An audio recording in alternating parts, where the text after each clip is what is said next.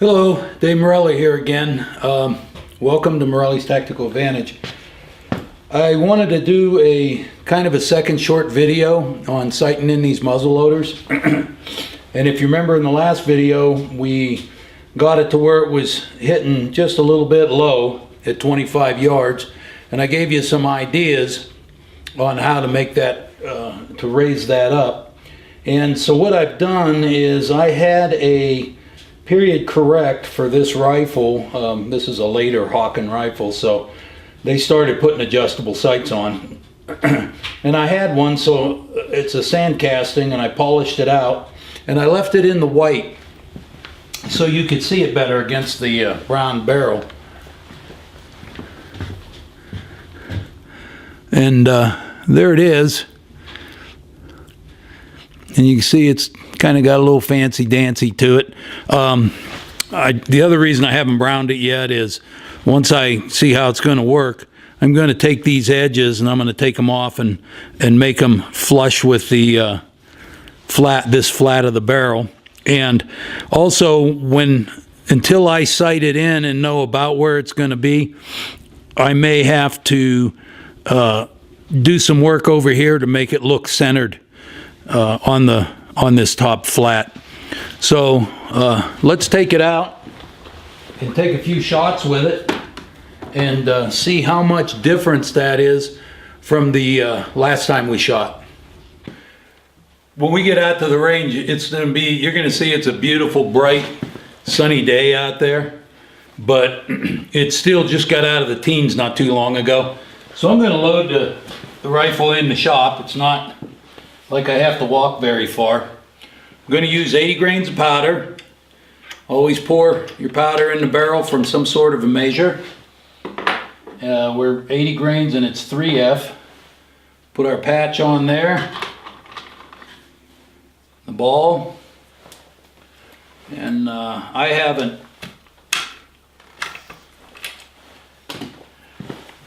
honed out this barrel, so I didn't use a short starter. And I never use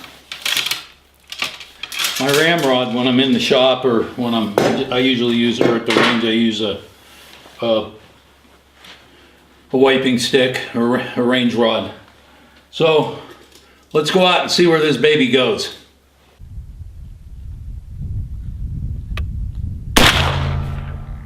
Nice. So, did you guys have another cup of coffee? Anyway, before you got out here, I fired 4 shots.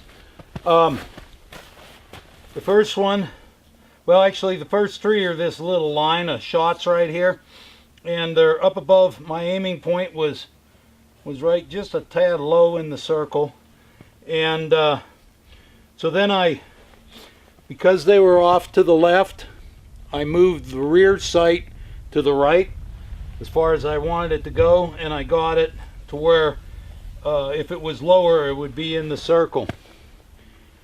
This is what I would consider about. I'm shooting at 25 yards. I would expect it to be this high at 25 yards. On my other rifle, that high at 25 yards puts it right on at 100. So let's shoot a couple of more and see if we can get a little group above this one here, and see if it's going to be adequate before we take it out to 100 yards. No matter what you do, if you're going to shoot little competitions between people, most of the time they're in the 25 yard range. You know, if you're going to do the split the ball, and some of those mountain man shoots, they're in the 10, 15, 25 yard range. So you might want your gun to be sighted at 25 yards. I like mine at 100 for hunting, and I know where I have to aim at 25 yards to get the ball where I want to go. Even though this is an adjustable sight, I like it to be sighted at 100 yards, and then 0 to 100, all I have to do is put it, you know, pretty much behind the shoulder, somewhere in the center, and I'm going to get my shot where I need it to be on a deer or an elk. If I think I'm going to shoot further than that, then I need to either know where I need to put my front sight in the buckhorn to make that shot, or I might step it up on the ladder and see where it hits at 150 yards, say, and then work it from there. You definitely have to shoot these rifles and get to know them. Even with an adjustable sight, that's just the nature of the game. So let's go back to the bench there and take a couple shots and see what we can do.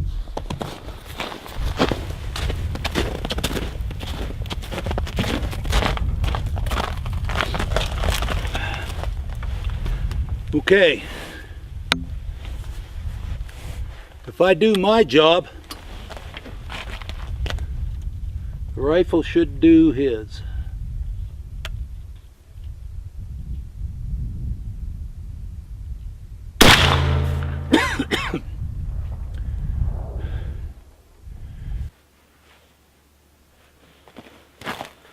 Okay, so I went and looked at it, and it's about 10 o'clock on that circle.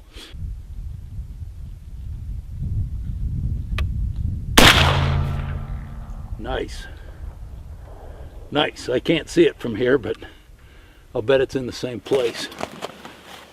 So that first shot, it went high. Remember I told you, and I thought maybe I pulled it off. Then the next two, they're right next to each other right here. You can see this oblong hole.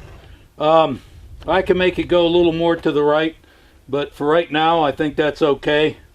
We'll shoot it some more, and let's see if I can make a really nice group right here. We'll shoot a few more times. Okay, so there's two touching. The rifle's getting a little dirty, so I'm making my excuse right now. Let's see if I could get one in that same group over there. The rifle's definitely grouping good.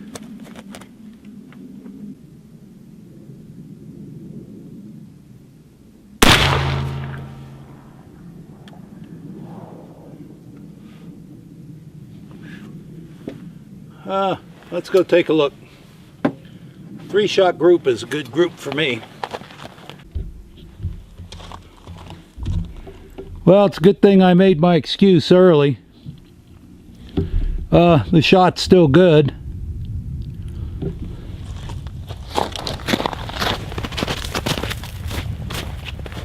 So, this was a shot we just fired. That's why I don't move any of the sight. When I'm getting this close in here, I don't move my sights too much till I shoot it enough to where I really think I need to. Anyway, this shot was right here at 12 o'clock. It did a good job. So anyway, I hope that helped answer a few more questions about sighting these in.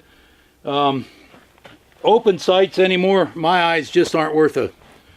They're just not any good for open sights, and it's really hard. But on this one here, I was aiming with the top of the sight right here at the bottom of the circle, which is going to put it high.